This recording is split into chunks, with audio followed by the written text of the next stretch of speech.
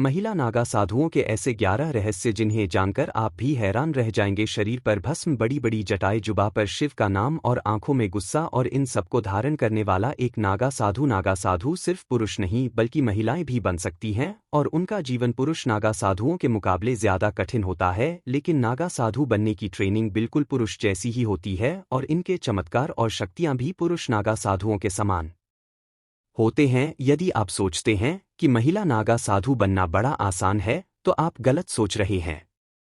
महिला नागा साधुओं की ट्रेनिंग सेना के कमांडो की ट्रेनिंग से भी ज्यादा कठिन होती है। उन्हें नागा साधु की दीक्षा लेने से पहले ऐसे ऐसे संघर्षों से गुजरना पड़ता है जो कोई सोच भी नहीं सकता। क्या आपने कभी सोचा है कि आखिर महिला नागा साधु कौन होती हैं, वह कहाँ रहती हैं, उनकी दिनचर्या कैसी होती है, और आखिर वह इतनी शक्तिशाली कैसे बनती है? आज हम आपको बताएंगे महिला नागा साधुओं के 11 रहस्य, उनकी शक्तियाँ और महिला नागा साधु बनने की पूरी प्रक्रिया। पहला रहस्य, आखिर कौन है महिला नागा साधु? महिला नागा साधु वे साधिया जो संसार का त्याग कर संन्यास और तपस्या का मार्ग अपनाती है। यह साध्वियां भगवान शिव और शक्ति की भक्त होती हैं, जो शरीर में भस्म लगाए महादेव का नाम जपते हैं, और उनका जीवन कठिन तपस्या और साधना से मोक्ष को प्राप्त होता है। दूसरा रहस्य, आखिर कहाँ रहती हैं महिला नागा साधु? महिला नागा साधु मुख्यतः हिमालय के बर्फीले पहाड़ों, घने वीरान जंगलों, प्रकृति में छिपी गुफाओं और धार मठों में रहती हैं। उनके निवास स्थान आम लोगों से दूर और प्राकृतिक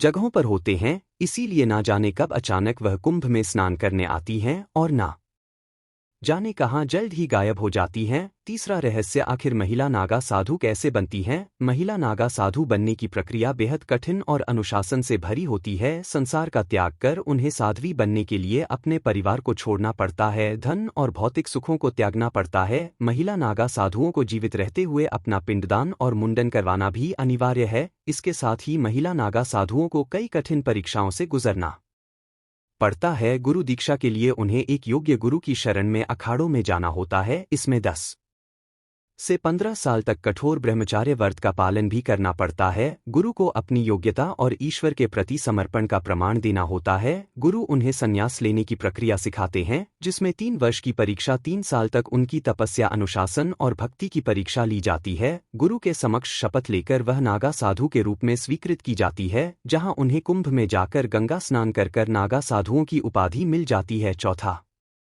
रहस्य, महिला नागा साधु का जीवन आखिर कैसा होता है? महिला नागा साधु का जीवन त्याग, तपस्या और भक्ति से भरा होता है। एक साधारण जीवन जीती हैं और कठिन साधनाएं करती हैं। उन्हें ध्यान और योग, मंत्र जाप और कठोर व्रत करना पड़ता है। पांचवा रहस्य, आखिर महिला नागा साधुओं के पास कौन कौन सी दिव्य शक्तियां होती हैं? दरअसल महिला नागा साधु कठिन तपस्या और साधना के माध्यम से अद्भुत आध्यात्मिक शक्तियां प्राप्त करती हैं, जिसमें पहला है मनोबल की शक्ति, जिसमें विपरीत परिस्थितियों में होने के बावजूद महिला नागा साधु स्थिर रहती हैं।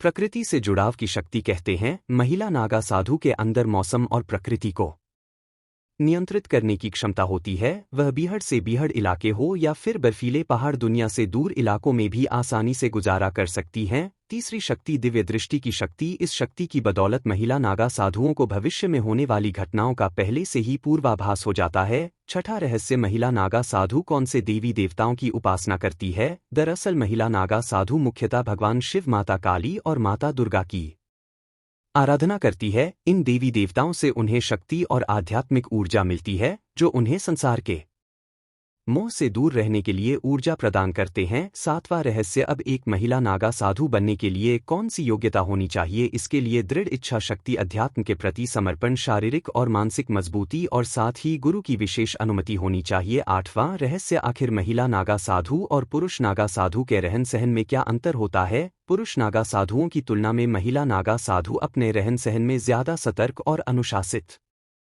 होती हैं। वे भिक्षा पर निर्भर रहती हैं और साधारण वस्त्र को धारण करती हैं। जहां एक तरफ पुरुष नागा साधु बिना वस्त्र के घूमते हैं, तो वही महिला नागा साधु एक भगवा वस्त्र को धारण करती है और उसी से अपने पूरे तन को ढकती है। नौवां रहस्य, क्या महिला नागा साधु लड़ाई में भी निपुण होती हैं? जैसे हमने आपको पहले बताया कि एक महिला नागा साधु की ट्रेनिंग सेना के कमांडो से भी ज्यादा खतरनाक होती है, जहां उन्हें भी युद्ध कौशल सिखाया जाता है ताकि समय आने पर वह धर्म की रक्षा कर सके। महिला नागा साधुओं को धनुष बाण हो, तलवार हो या अन्य हथियार, सभी की शिक्षा दी जाती है। उन्हें कलरी पट्टू और गोरिला युद्ध में भी ट्रेनिंग मिलती है। साथ ही महाकुंभ के दौरान वह इस कौशल का प्रदर्शन भी करती हैं। 10वां रहस्य, समाज में महिला नागा साधु की क्या भूमिका होती है और कुंभ मेले में उनकी कितनी भागीदारी होती है। दरअसल महिला नागा साधु समाज में आध्यात्मिक और धर्म का प्रचार करती हैं। वह अपने उद्देश्य और साधना के माध्यम से लोगों को धर्म और मोक्ष का मार्ग दिखाती हैं। साथ ही कुंभ मेले में उनकी भागीदारी भी बहुत बड़ी होती है, जहां महिला नागा साधु कुंभ मेले के